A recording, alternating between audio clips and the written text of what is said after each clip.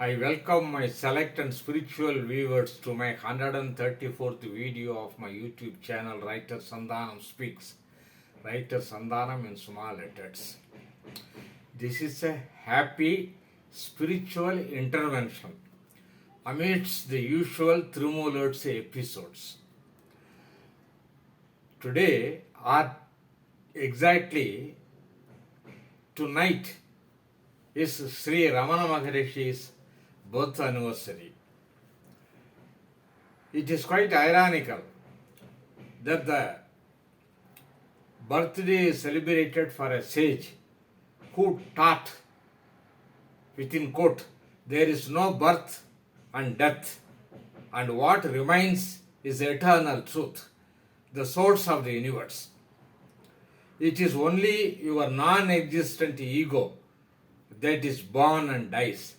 Quotation ends. This is Ramana Maharishi's statement. Then what about the body, one may ask? The illusory mind, within quote, the illusory mind only creates the illusory body consciousness. Quotation ends. Answered the sage. I had in the past put out a few videos on Sri Ramana Maharishi and his birth anniversaries. One of them comparing him with the biblical Jesus who said, within quote, the kingdom of God is within you. Quotation ends. Coinciding with the Upanishadic Mahavakya, Aham Brahmasmi. Within quote. It is quite a happy coincidence that Sri Ramana Maharishi's birth anniversary is part of Christmas celebration. Nature throws up periodically a unique flower in the form of a sage to benefit the succeeding human generations in order to remind its bondage on the way to freedom. Society, divided by geography, history, race, religion and language, needs its own local sage with flesh and blood to teach them the eternal truth. If it is Jesus for the Jews, Jalaluddin Rumi for the Persians, Tao for the Chinese, it is Sri Ramana Maharishi for Indians, particularly for the Tamils like me. But ultimately, their teachings cross all borders thanks to the now established linked language English, which reaches the wisdom-thirsty people. The teaching of Sri Ramana Maharishi became dearer to me as he spoke my mother tongue Tamil. Hailing from my native place, Madurai, to boot, where he underwent the near-death experience. In Madurai, he underwent the near-death experience and emerged enlightened. Teachings to be believed needs an example before our eyes. Man's doubting mind is cleared of its skepticism on seeing a walking and teaching sage, or at least a historic figure like Buddha. That is why nature presents to society its periodic sages to convince it. In my case, I was doubly happy to have been 3 years old before Sri Ramana shed his body on this earth. That is in 1950. I was 3 years old in 1950. Leaving his incorporeal voice, compiled directly by many followers like Narasimha Swami, Mungala Venkatramaya, Suddhananda Bharati, Surya Nagamma, Sivaprakasam Pillai, among others, giving authenticity to the divine statements of Sri Ramana Maharishi, since it came from the horse's mouth, as it were. So, could I say with humility that I am a contemporary child of Sri Ramana? It is said Sri Ramana, as per his own words, left for Tiruvannamalai from Madurai in his 17th year after his miraculous experience. That is, near-death experience, where he became a permanent resident. He became a permanent resident at Tiruvannamalai. He, after his initial silent years, started answering questions from the aspirants on various spiritual topics, including the meaning of life and human goal. According to one Sri A.R. Nadarajan, the editor of Sri Ramana's some books, the sage answered 30,000 questions in his post-enlightenment years of more than half a century. He, unlike market gurus, never assumed the role of a platform speaker, but intimately answered the questions, sitting on a rock, living in a cave, and taking shelter under a tree. Like the Upanishadic rishis, ancient Upanishadic rishis, which was priceless jnanadana. Being a true sannyasin with only a loin cloth around him, he wandered around the hill and went around houses begging for his daily food with his bare hands. He indirectly criticized the cash-rich market gurus who entertained their audience without ennobling them. When he was finally found out by his worried mother Alagammal and entreated him to come back home, he, observing woe of silence, wrote on a piece of paper in Tamil, I quote, அவரவர் பிராரப்த பிரகாரம் அதற்கானவன் அங்கிருந்து ஆட்டுவிப்பான் என்றும் நடவாதது எம்முயற்சிக்கினும் நடவாது நடப்பது என் தடை செய்யணும் நில்லாது இதுவே திண்ணம் ஆகவே மௌனம் நன்று. Translated, according to one's past karma, the dispenser of karma will dictate whatever be man's effort. That which is destined not to happen will not happen, and whatever is destined to happen, despite many hurdles, will surely happen. These are the translated words of Sri Ramana Maharishi. Hence be quiet.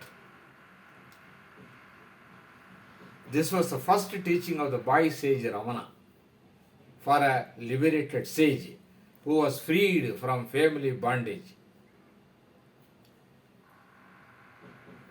And there was no going back.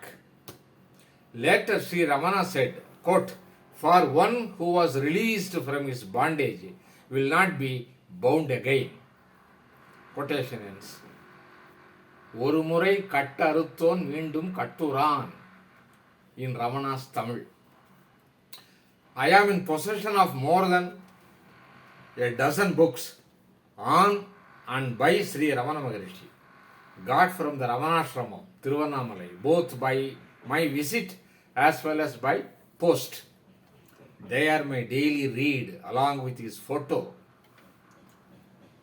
from which the sage looks at me with benevolent and penetrating eyes.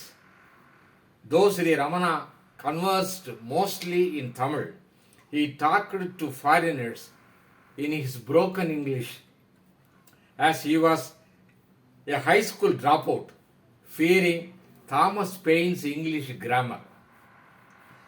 But with his mastery of Tamil, he wrote divine Tamil poems. Later in Telugu, Malayalam and Sanskrit also.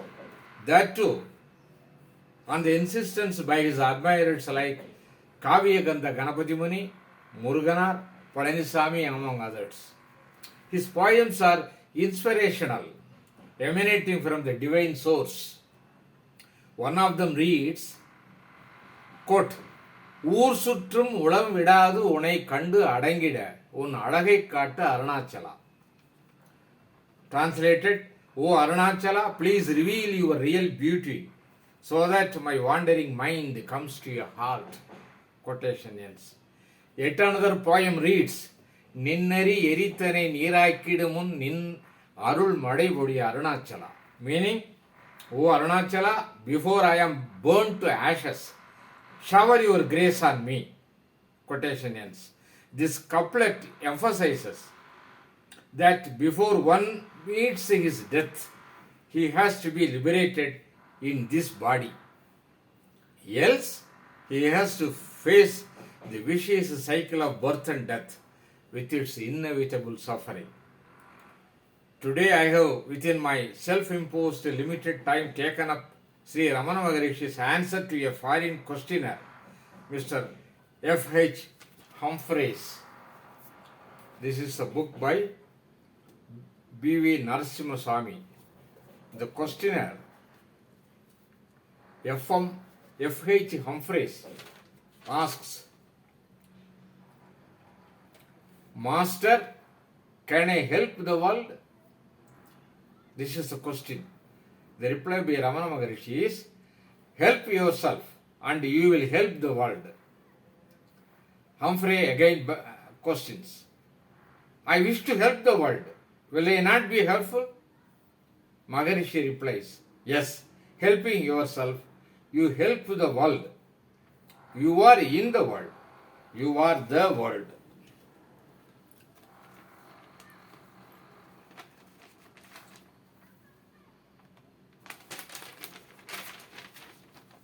The implied meaning of this conversation is, unless one is liberated from the worldly bondage, like attachment, selfishness, greed, jealousy, etc., wiping out mind's dirt, how could he help the world? Yet another esoteric meaning is, since there is only one and not two, no help is required. Here comes Ramana Maharishi's signature tune of self-enquiry, which is nothing but self-introspection as a result of seeing around him the impermanence of the world and the chain of attachment emanating from ignorance, well explained by the Pratita Samudbodha of Buddha. Such a freed man only could help the world. Sri Ramana Maharishi's example in this respect is worth quoting.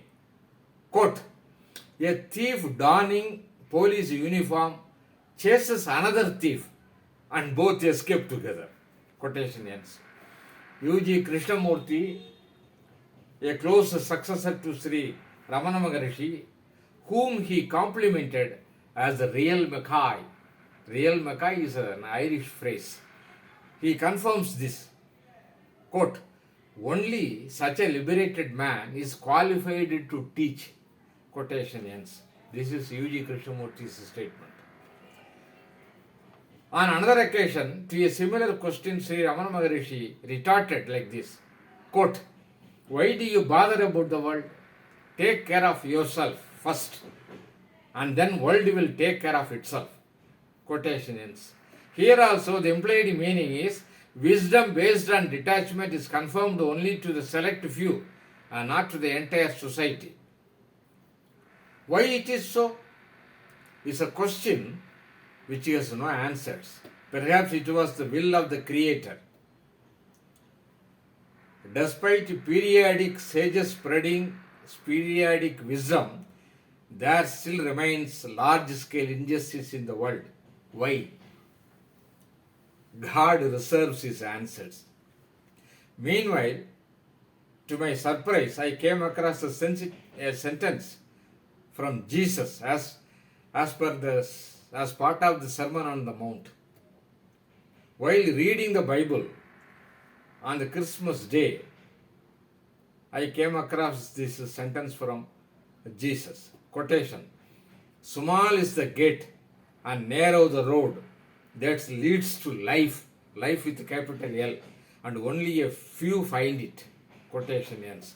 That is, our select and earnest viewers only could find it. Dear listening aspirants, I am not teaching you. I am only a messenger of messages from sages whose words may lighten up our spiritual path, and help attain freedom, if not in this birth, but in the future births, where one carries the teachings, not properties, on one's passing away. Please remember, every sage as a past and every sinner a future.